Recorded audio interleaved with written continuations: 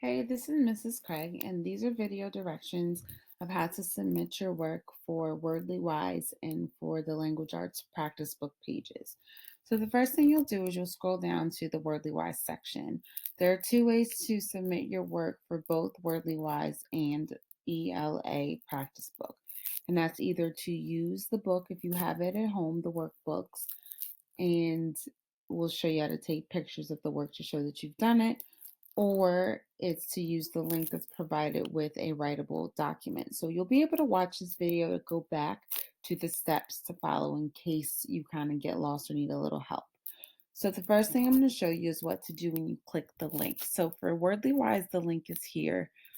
I'm going to click on here, and what it does is it brings the document up. There will be a couple places where you have to click download, so just kind of stick with me here.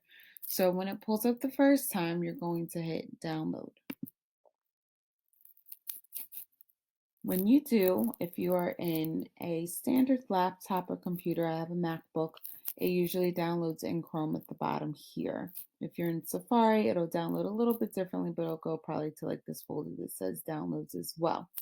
If you're in a Chromebook, it often downloads over here in the corner. You have a little image of a picture and you click on it and you can open it there as well. So when you open it up, it typically will go into your web browser.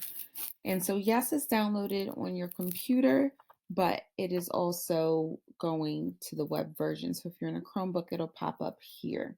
One thing that you can do if you want to do it directly in Adobe on your computers, you can open up where you have the Adobe symbol and you would click it, and then you would go to where it says File, Open, and you would find the name of the document and you can work with it here as one way to do it. If you were to do that, let's see, I have it called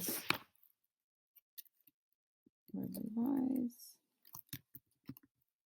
It was under my downloads.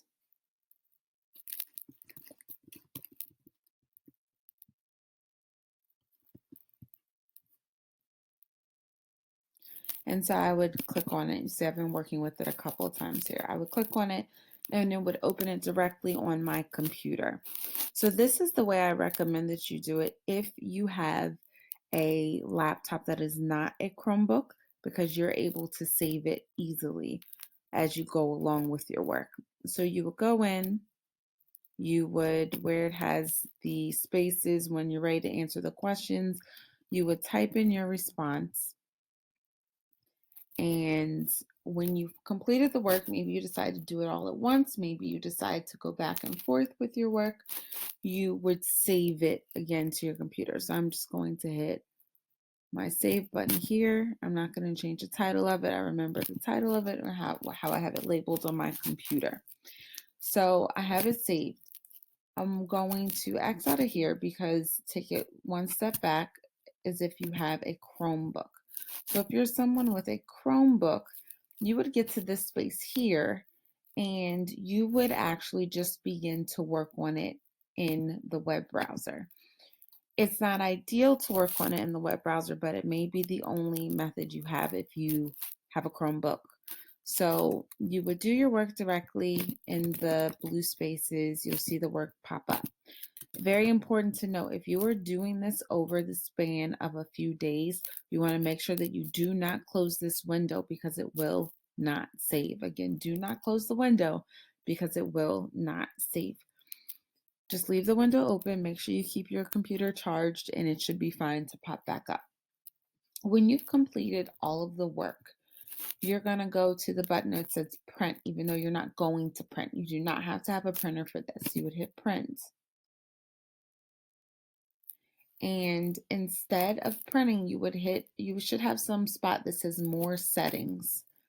It may look a little bit different, but you would click there and you would go to find a spot where it says open PDF and preview.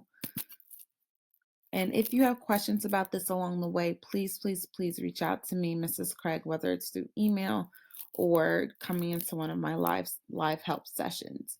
So in preview, what you'll do is you'll scroll and you'll see that your work is there that you've typed in, and I've typed in a few just little gibberish here. You'll see that it's there. and you will go to File and you will export it as a PDF. All that means is you're saving it in a PDF format. And you can do that on a Chromebook as well, or on a MacBook, whatever your computer is, HP, whatever. I'm going to save. I'm going to pay attention to where I save. If you want to name it something that makes more sense for you, maybe Wordly Wise 12, and maybe you want to save it to your desktop that's easier for you to remember, then you can do that. So those are the first steps. So whether you use Adobe on your computer to save it, or whether you went through the steps and did it through on a Chromebook and you just did it through the browser, once you've saved it, now you're ready to put it into your Drive so that you can share it with your teacher. So I'm going to go to my Drive. And once in Drive, in this case, I'm going to upload it. So since we're going to be doing Wordly Wise work for the next couple of weeks, you don't have to do this, but I recommend that you make a folder for all of your Wordly Wise work. It'll make things run a little bit smoother. So I'm going to click on New, and I'm going to click on Folder to create a folder here. And I'm just going to name it, for me, I'm going to name it Wordly Wise. And again, you do not have to make a folder. You could just come in and upload the file like I'm going to show you in a second. But I think it's simpler if you just put everything in your Wordly Wise folder. So we have Wordly Wise. I'm going to go ahead, now that it's been created, I'm going to open it. When you open it, you have a blank space here. So again, as you are watching this video, you can pause it as I'm talking so that you can do the same thing. You're going to click New, and now you're going to upload your file. So you've saved the file now on your computer. So I remember naming it WW12. So I'm just going to actually type in WW12. I know I saved it to my desktop, and here it is. I'm going to open it. It's now here in the folder. And then the next step is that I want to share it with my teacher. So I'm going to open it here. And I can click on these three little dots in the corner. And I'm not going to open it in Docs because it's a PDF. It'll start to look kind of funky. So I'm going to hit these three dots, and I'm going to hit the Share button. And then you simply type in your teacher's name. I'm just going to do my name. And you would hit Send, and it would be now shared with your teacher. That's the first way. Now, if you have chosen to create, or I'm sorry, not create. If you have chosen to do your work on your in your practice book, in your Wordly Wise book, or in your Language Arts practice book, you're actually going to follow the same steps. I would also suggest making a folder, but you would hit New, and you're going to create a doc instead. You're not going to upload, you're going to create a doc. And within the doc, it's going to open up.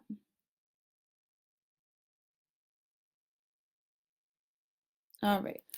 So once the doc is now open, you're going to make sure that you always, the first thing you should do is title your document.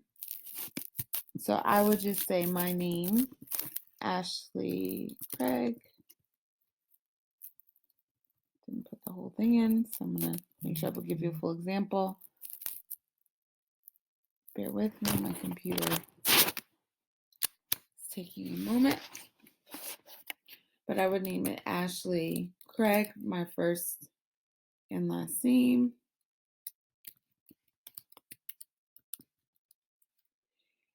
And I would just put WW12, Wordly Wise 12.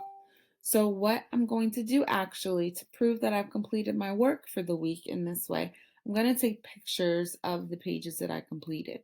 How you would do that is you would go in, you would hit Insert.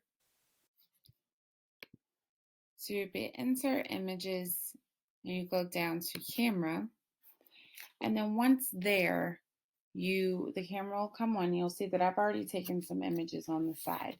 But I would hold up the page about to where most of it can be seen, which is evidence that I completed the work. and you'll click in the center of the screen where the camera symbol is, and you'll see that it will add it on. And I can take multiple pages at once, and I can flip it.